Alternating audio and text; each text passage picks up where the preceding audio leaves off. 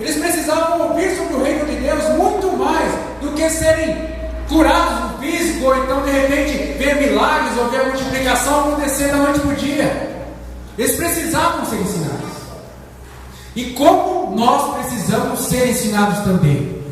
Nós precisamos aprender. Uma das coisas que a gente não gosta, como brasileiro, o brasileiro não gosta de aprender. O brasileiro não gosta de ler, o brasileiro não gosta de estudar. Raras, salvo as exceções, tem gente que gosta. Mas a maioria de brasileiro não gosta de ler, né? Se você pega assim, na média mundial, se a gente for comparar o brasileiro com qualquer país na base da leitura, todo brasileiro perde fácil. Quer ver um negócio que o brasileiro não gosta de ler, inclusive eu, e a gente quebra a cara direto? Por exemplo, você compra um produto e vê um manual de instrução lá. Quem lê manual de instrução? Antes de ligar, se você ligar um aparelho lá, deixa eu ver. Não, o Xbox não dá para ler, Não precisa ler. Não dá. Antes de você não, uma máquina de lavar, vai. Computador, todo mundo, celular vem com manual de instrução, vem. Quem lê o manual de instrução do celular? Ninguém lê, porque a gente não gosta de aprender. A gente gosta de ir aprendendo conforme a gente vai andando, né? A gente pega o nosso celular e a gente vai fuçando lá. Ah, mas isso daqui dá, isso daqui não dá, isso daqui não dá. A gente vai aprendendo assim. Só que assim, quando se trata da vida cristã, quando se trata do reino de Deus, não dá para você aprendendo conforme você vai andando. Sabe por quê? Quando você vai andando, você vai aprendendo, você vai mais aprendendo quebrando a sua cara. Você vai aprendendo mais quebrando a sua cara do que se de repente você aprendesse antes, praticasse a palavra de Deus e desfrutasse da bênção de Deus sem quebrar a sua cara. Então, meu querido, para você ser um agente de multiplicação da bênção de Deus, do reino de Deus aqui da terra, você precisa aprender. Não tem como você passar para o seu discípulo algo que você não sabe, a menos que você passe algo errado para ele. A menos que você passe algo errado para ele. A menos que você passe algo na sua cabeça para ele. Então, você precisa aprender. Jesus enxergou naquela multidão uma necessidade de ensino muito maior do que eles verem milagres. Muito maior. E Jesus foi lá e fez isso. O que nós precisamos é aprender, estudar e ter conhecimento de Deus. Sabe por quê? Todo mundo quer ver a multiplicação. Todo mundo quer ver Deus operar grandes coisas. Todo mundo quer ver Deus transformar, Jesus ir lá transformar água em vinho, por exemplo. Mas ninguém quer pagar o preço. Ninguém quer pagar o preço. Todo mundo quer chegar assim, diante de um demoniado, sai em nome de Jesus, e o demônio sair. Quer chegar assim, recebe sua cura em nome de Jesus, e a pessoa ser curada. Mas ninguém quer jejuar, ninguém quer orar, ninguém quer ler a Bíblia. Ninguém quer pagar o preço. E nós precisamos, como agente de multiplicação do reino de Deus nessa terra, mudar o nosso conceito e começar a praticar isso daí. Uma outra coisa, uma outra lição que nós podemos tirar desse texto é que Jesus e os discípulos dele já desceram do barco e foram ensinar aquele povo, não foram comer e não foram descansar. Eles já saíram e já foram fazer a obra. A gente tem a grande mania de, quando a gente está cansado, a gente abandona a obra de Deus. A palavra certa é essa. A gente deixa de fazer a obra de Deus porque a gente quer descansar. Sim ou não? Até porque a gente merece um certo descanso. Mas eu quero te falar, e eu sei que eu vou te deixar muito chateado com isso, mas eu não estou nem aí. Qualquer coisa se discute com a Bíblia. Os discípulos, quando eles desceram e pensaram se querem descansar? Sim ou não? Eles pensaram em descansar quando eles desceram lá? Mas eles conseguiram descansar? E você acha que eles ficaram chateados com isso? E eles fizeram a obra de Deus mesmo assim? Fizeram, do mesmo jeito. Nessa terra, preste bem atenção no que eu vou te dizer. Nessa terra você foi chamada por Deus para ser um agente de multiplicação, sim ou não? Sim. E como agente de multiplicação, Deus ele te dá o direito de descansar? Dá? Não. É trabalho o tempo todo. A gente quer mole demais. Mole. Deus ele te chamou, não foi para descansar. Descansar, o nosso descanso não é nessa terra. Nosso descanso vai ser lá no céu, na glória. Nós vamos ter a eternidade inteira para descansar. Mas enquanto nós estivermos aqui nessa terra, a nossa missão aqui é trabalho.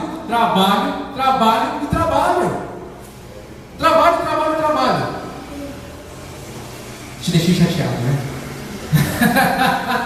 Eu sabia disso. Mas vale a pena. Eu posso te garantir que vale a pena. Posso te garantir. Tem uma multidão aí fora precisando ser alcançada. Tem uma multidão aí fora precisando da palavra de Deus. E você, como agente de transformação, pode mudar a história dessas pessoas se você não olhar para você. Se você não olhar para o seu cansaço. Se você se realmente dispor, como Jesus e os discípulos deles fizeram. O que essas pessoas precisam é de alguém que se dispõe por elas. O que essas pessoas que estão aí fora precisam é que alguém se coloque na brecha por elas. Alguém que fala assim, ó, vou comprar a sua briga, estamos junto com você. Ou você acha que discípulo é fácil de se carregar? É nada. Se você está pensando que você vai ter o seu discípulo e você vai simplesmente só viver momentos agradáveis, momentos de flores com o seu discípulo, pode tirar seu cavalinho da chuva, porque não vai ser. Não vai ser. Você vai passar por momentos difíceis, mas você pode ter certeza que esses momentos difíceis vão fortalecer a vida do seu discípulo. Então por isso você precisa estar com a sua vida totalmente disposta a fazer a obra do Senhor. Se você é um agente de multiplicação, com certeza você não vai olhar para o seu cansaço. Com certeza. Vou contar aqui, não ia contar, mas vou contar para você ter uma noção do que eu estou falando. Ontem, eu e a Erika, a gente ficou das 7 horas. Que a gente chegou aqui? Das 8. A gente acordou às 7h30 da manhã. Nós acordamos às 7h30 da manhã. Na sexta-feira, a gente já estava aqui na campanha. Dormimos tarde. No sábado, nós acordamos, era 7h30 da manhã. Ficamos o dia inteiro lá no Fiorello fazendo bazar. Chegamos aqui em casa, era 4, 5 horas da tarde, mais ou menos. Dormimos até umas 6 horas. Depois das 6 horas, nós levantamos. Eu fui pregar aqui na Hollins. Saímos da Hollins, era mais ou menos umas 10 horas. Fomos para São Caetano numa vigília. Depois dessa vigília, nós chegamos aqui às 4 horas da manhã. Dormimos até as 8. Levantamos e viemos para a escola de líderes. A gente estava cansado ou não? Sim. Só um pó. Quem estava na escola de líderes viu aqui só um sei lá o que. Só um vulto aqui, não viu o Leandro. Só estava a carcaça do Leandro. A gente estava cansado? A gente estava. Mas, meu querido, a sua vida para a gente, e acredito para todos os pastores que estão lá atrás, é mais importante do que o nosso cansaço. É muito mais importante você ser edificado pela palavra de Deus, você ter a sua vida transformada através da palavra de Deus. É muito mais importante para nós do que o nosso cansaço. E é exatamente isso que a gente quer que você faça também. Que como agente de multiplicação, você seja assim com os seus discípulos. A gente não pode se virar em 10, em 50, mas a gente pode, junto com você, ganhar uma multidão inteira para Jesus aí. Ganhar uma multidão inteira para Jesus. Vamos continuar aqui lendo o texto. Quando Jesus ele começou a ensinar aquelas pessoas, e ele começou a falar, foi passando as horas, e os discípulos de Jesus falavam assim: desperta esse povo aí, porque eles precisam comer, e a gente também. Só que os discípulos eles não tinham condições, não tinham comida para toda aquela gente que estava ali com Jesus. E Jesus ele olha para os discípulos e fala assim: dá vocês mesmo de comer para eles. Dá vocês mesmo de comer. Será que Jesus está ficando doidão? Com certeza não. E Jesus ele fala assim: dá vocês mesmo de comer. Aí os discípulos olharam para Jesus e falaram assim: mas como? A gente precisa de 200 denários para alimentar toda essa multidão. Eu fiz uma pesquisa e um denário nos dias de hoje seria mais ou menos do que 13 reais. 13 reais, um denário. Se a gente pegar 200 denários e multiplicar por 13, vai dar aí mais de 2 mil reais, é isso? 2.600 reais. 2.600 reais os discípulos tinham tirado do bolso para comprar comida para toda a gente, para todo aquele povo lá. E Jesus olha para eles e fala assim: o que vocês têm aí? 5 pães e 2 peixinhos. E a Bíblia diz que Jesus ele pegou esses 5 pães e 2 peixinhos e ele partiu e deu para quem? Deu para quem? Ele deu para os discípulos. A gente, quando a gente pensa nessa história da multiplicação, a gente olha assim: Jesus multiplicou pães e peixes. Sim, Jesus multiplicou pães e peixes, mas quem estava entregando o pão e o peixe para cada pessoa? Eram os discípulos. O que eu quero te chamar a tua atenção para essa parte do texto é que Deus, Ele não precisa de muito para te usar. De repente, se você está me ouvindo falar, pô, Leandro, mas eu não sei tão pouco da palavra. Leandro, eu não sei, eu sou tão... De repente, você olha para você e fala assim: tenho tanto defeito, preciso de tanta coisa. Só que Deus, quando Ele olha para você, Ele não te pede muita coisa, meu querido. Ele só te pede que você se disponha. O que os discípulos trouxeram para Jesus foi o que eles tinham, que eram 5 pães e 2 peixes. Só. Para você ser um agente de multiplicação, você não precisa ser um teólogo, você não precisa ser um expert na Bíblia, não. Você só precisa se dispor a entregar aquilo que você tem. Talvez você tenha pouco, mas é através desse pouco que Deus vai operar na vida das pessoas. Através desse pouco. Jesus, o que Ele fez? Ele mandou os discípulos colocarem as pessoas em grupos. E esses grupos eram de 50 e de 100 pessoas. O que nós estamos fazendo como Shalom? Nós estamos simplesmente com um projeto de pegar essas pessoas que estão aí fora, morrendo, e colocá-las todas em grupo. Sim ou não? Sim ou não? Sim. Nós estamos com esse projeto de pegar essas pessoas e colocar todo mundo numa célula. Para quê? Para que na célula ela seja tocada pelo Espírito Santo. Só que quem vai tocar na vida dessas pessoas, quem Deus vai usar para tocar na vida dessas pessoas? Sou eu? Os discípulos? E quem serão esses discípulos? Não, somos todos nós. Somos todos nós. Somos todos nós. Quando eu olhei para esse texto e eu pensei nessa estratégia de Jesus de pegar as pessoas e colocar elas em grupos de 150, eu comecei a pensar para quê que Deus fez isso. Ele não poderia simplesmente separar os pães e dar um pedaço de pão para cada um? Na multidão lá mesmo?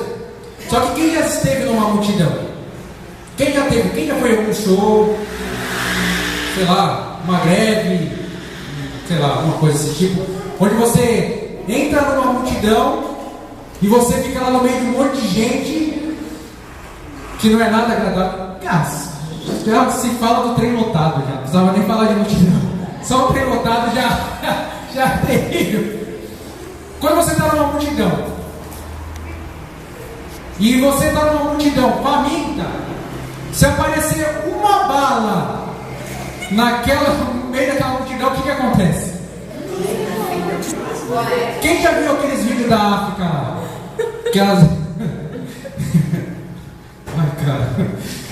Que a ação humanitária chega lá com um punhado de arroz cru, os caras se matam, cara, perde um pouco de arroz cru, porque estão com fome. Estão com fome. Se Jesus tivesse feito a mesma coisa, Jesus tivesse simplesmente lá, multiplicado o pão, repartido o pão e falado para os discípulos entregar, aquilo ia virar uma bagunça terrível, terrível. E Jesus, como ele era um cara organizado, estratégico, ele falou assim, ó, vocês vão fazer o seguinte, vocês vão colocar todo mundo sentado, em grupo, e isso vai facilitar primeiro a locomoção de vocês. Vai facilitar também na comunhão do pessoal. Um vai acalmar o outro, com certeza, né? E quando nós pensamos nessa estratégia de célula, nós podemos pensar exatamente nisso também. Na célula é um meio que Deus usa para quê? Primeiro, para falar com o povo dele de uma maneira mais específica. Mais específica. Aqui na igreja a gente poderia estar com uma multidão enorme aqui. Só que o pastor Leandro, aqui na frente, não consegue dar atenção para todo mundo. Eu não consigo suprir as suas necessidades, as suas carências emocionais de jeito nenhum, porque nosso tempo é curto. Mas na célula nós conseguimos fazer isso. Na célula nós conseguimos estar mais juntos, nós conseguimos estar mais perto, na célula nós conseguimos ser mais organizados, nós conseguimos conversar com os nossos discípulos e ver as necessidades deles. E foi exatamente isso que Jesus fez com aquela multidão, separando em grupos. Jesus ele agiu estrategicamente para que eles fossem alcançados de uma forma mais perfeita, de uma forma mais em que eles ficassem satisfeitos. E é isso que nós estamos propondo para essa igreja também. E quando Jesus repartiu o pão, ele deu graças e ele entregou aos seus discípulos. Os discípulos, eles poderiam simplesmente ter pegado aquele pão e ter comido, sim ou não? Sim ou não? Sim. Eles estavam com fome também. Mas se eles pensaram na barriga deles? Não. Eles não pensaram só na barriga deles. Eles foram e começaram a passar aquele pão para outras pessoas. E através daqueles discípulos houve a multiplicação do pão e dos peixes. Jesus ele não fez isso sozinho. Jesus não fez sozinho. Por isso que eu comecei essa pregação falando sobre a multiplicação nos olhos de Deus. Porque quando Deus ele precisa fazer alguma coisa, ele conta com você. Você vai ser essa pessoa que vai pegar esse pão e vai levar para as pessoas que estão com fome aí fora. Você vai ser um agente de multiplicação de Deus, para mostrar para essas pessoas que o reino de Deus é a melhor coisa que elas têm, que elas podem almejar, que elas podem desejar. Só que, para você levar isso para as pessoas, você tem que ter consciência de que você vai ter que agir acima da sua vontade. Você vai ter que agir acima das suas necessidades. Acima das suas necessidades. Para concluir, eu estava pensando essa semana sobre aquele texto que fala que Moisés ele pegava a sua tenda e ele ia para fora do arraial para orar. Jesus fala assim que Moisés ele pegava a tenda e ele passava pelo arraial inteiro ia para longe do arraial e armava a tenda dele e orava, e a glória do Senhor descia. Só que o texto diz que as pessoas, conforme Moisés ia passando, as pessoas ficavam em pé à porta da tenda, simplesmente olhando Moisés passar e ir lá orar. Muitas daquelas pessoas poderiam pensar assim: nossa, mas que bênção o nosso pastor Moisés, né? Um homem de oração, um homem de fé. Pega a tenda dele lá, depois de 100 kg de fumaça de ano, coloca nas costas e ainda tem vigor para levantar e orar por nós aqui, meros pecadores. Eu acredito que aquelas pessoas olhavam para Moisés e viam em Moisés um exemplo. Só que melhor do que ver em Moisés um exemplo seria fazer a mesma coisa que Moisés estava fazendo. Isso significa multiplicação. Isso significa você duplicar uma ação. Isso significa. Nós vivemos um mundo sem referência nenhuma. É muito difícil a gente ter uma referência. É muito difícil, porque a gente olha para as pessoas e a gente sempre encontra falhas, né? E a gente fica perdido muitas vezes. Só que neste lugar, Deus tem levantado homens de Deus que você pode se espelhar. Deus tem levantado pessoas neste lugar. Você pode olhar e falar assim: não, eu quero fazer igual. Chega de nós sermos simplesmente uma igreja de teoria. Chega de nós simplesmente olharmos para os nossos pastores e olhar para eles e falar assim: nossa, mas como eu queria ter a vida deles também. Como eu queria ter a intimidade que o pastor Isaías tem na palavra. Como eu queria ter a intimidade e a sabedoria que ele tem. É legal. Claro que é bacana. Mas melhor ainda é você fazer o que o pastor Isaías faz.